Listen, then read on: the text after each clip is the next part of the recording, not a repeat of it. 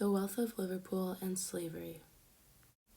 The wealth of Liverpool was so great that long after the abolition of slavery, Liverpool was still receiving the benefits of human labor exploitations while acknowledging the wealth was brought from the colonies.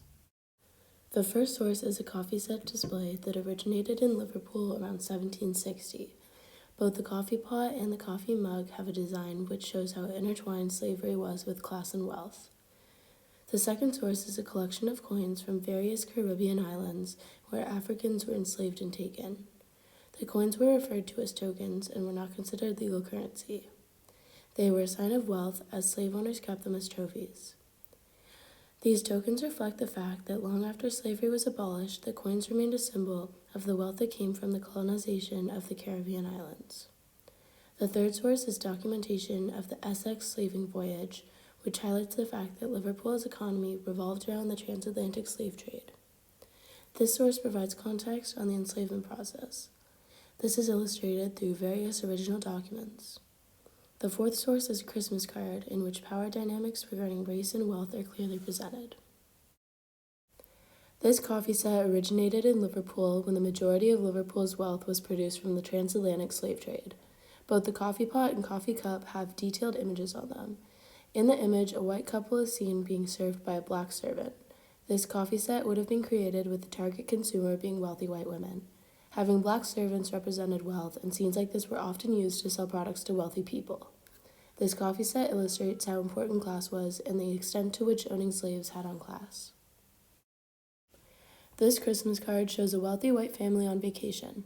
It can be seen through the painted letters on the Africans' chests that the white family were flexing their superiority over the Africans.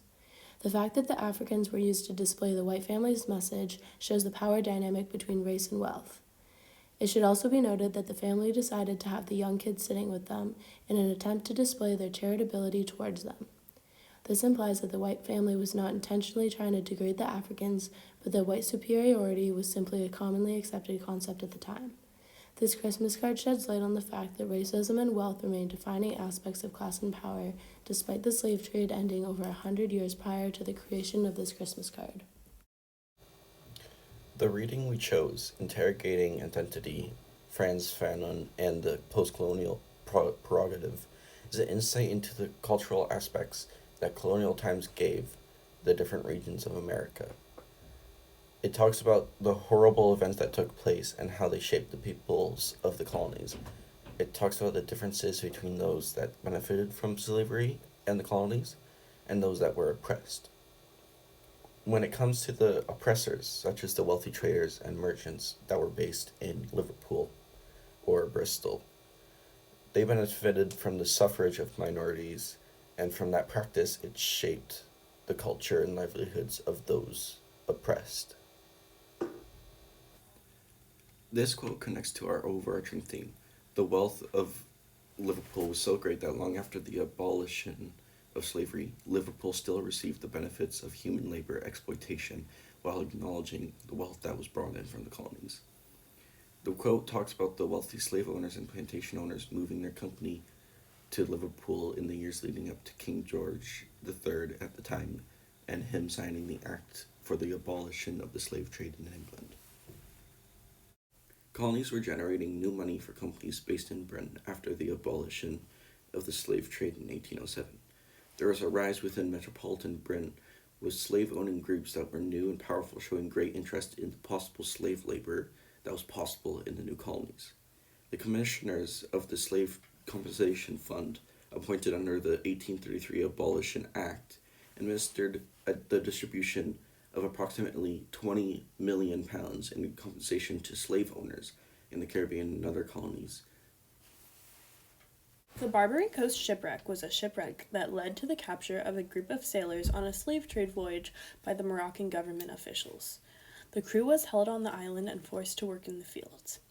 After their Captain Ivering's crew was faced with some of the conditions that British slaves faced at the time, spending long hours working in the field and being beat often.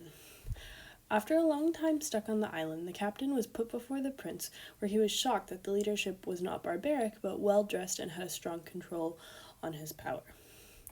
The crew, which had allowed for others to be trafficked, was living the experience of human labor exploitation in harsh conditions without the knowledge of when it would end. Once an agreement was resolved, the crew was slowly allowed to leave on a collection of British Empire ships. After his capture, Captain Irvin was terrified for his life. In pleading for his own release from captivity in Morocco, Captain Irvin referred to the sordid avarice of his captors and how he had been consigned over to a slavery more detestable than death. Yet he had drew no parallels with the financial rewards he had accrued during his slave trading career, which had generated sufficient capital to purchase property in his hometown Scotland following his first slave venture on the Vulture in 1748. As Schwartz says, the captain pleaded his release from captivity as a prevention for his death, rather than mentioning the pay in which he was rewarded for the capture and delivery of said slaves from the island of Morocco. The East India Company spent over 200 years as the most powerful company in the world, with direct funding from the crown, but as the navy was growing, more money was needed, and the income from merchants selling the goods from abroad to fund further exploration became more and more feasible. As a joint stock company, the investors at the time took large risks to earn an even larger payout, which allowed the funneling of money into their cities, especially the port cities of Britain. The launch of the East India Company changed the British economy from a small-scale merchants to full-blown company investors who owned parts of the largest company in the world, giving them unlimited wealth from the taking of ultimate power and control away from those countries they had colonized.